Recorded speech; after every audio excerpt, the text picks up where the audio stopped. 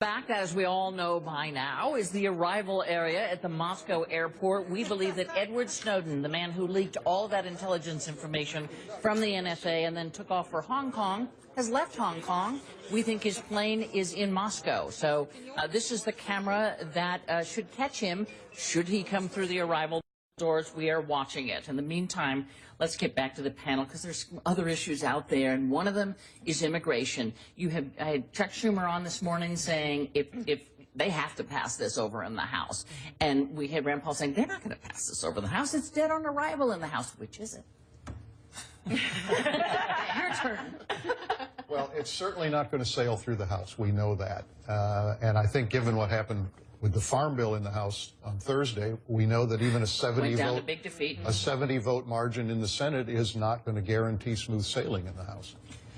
Well, I think, though, that this is up to Boehner, and Boehner has to decide whether or not he can count on Democratic votes to get this through. And I think that if he lets go of this Hassert rule, which he has vowed to Republicans that he wouldn't, the Hassert rule which says he has to get a majority of Republicans to pass legislation. If he lets that go and passes it with a coalition of Democrats and Republicans, it will get through the House. Well, that was the theory on the Farm Bill, wasn't it? It was get a coalition going. And Boehner's a different type of speaker. He's not somebody who's going to write bills and dictate rules from the Speaker's office. This is going to let the House. Well, he's prompt on negotiations, but look, it is a very, very, very challenging environment right now in the House. They have a much different fundamental approach on this issue. They want to break it into pieces and they want to do it small. They don't believe, as one House aide once told me, if it's called big or if it's called comprehensive, it's not making its way through the House. So there are a great amount of challenges here for the bill. Yeah, and I think it's important to look at why. It's not just that Boehner is being, difficult or anything else. It's if you look up the makeup of the House and House Republicans and the political realities that they're dealing with.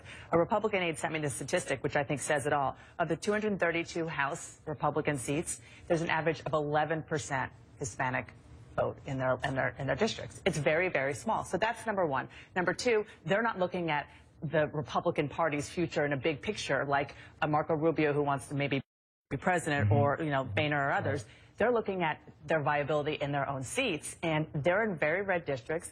Their concern is not being defeated by a Democrat. It's being defeated by a conservative, primary by conservative, because they say that this whole thing is amnesty. So that's the political reality here. And I talked to another source who said that they're really worried about the fact that at the end of this week, everybody's going to go home for July 4th recess. The Senate will have passed this immigration bill, and in every district, it's going to look a lot like it did in 2009 with all the health care rallies, and then they're going to get pounded, and they're going to come back and say, no way. And just real quickly to that point, and to Chuck Schumer's point earlier, that there's going to be this big march on Washington, I think people do want to see immigration reform, but there's not a huge swell of support for this particular bill.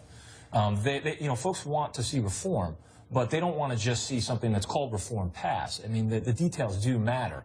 And it's been going on since the 90s. I mean, sooner or later, you got to have some There is broad support for this bill. There is broad support for immigration reform, including finding a solution to the, 11 million people who are illegally here. There is broad support. And I think what Schumer was talking about, just as we saw in 2006 and 2007, there will be marches. I think Hispanic Americans are incredibly well organized, and we will see them come out. There will be a lot of anger if this bill does not get through the House. I think there's another element to this, too, which is easily overlooked because we're so focused on Republican concerns about the border piece of it.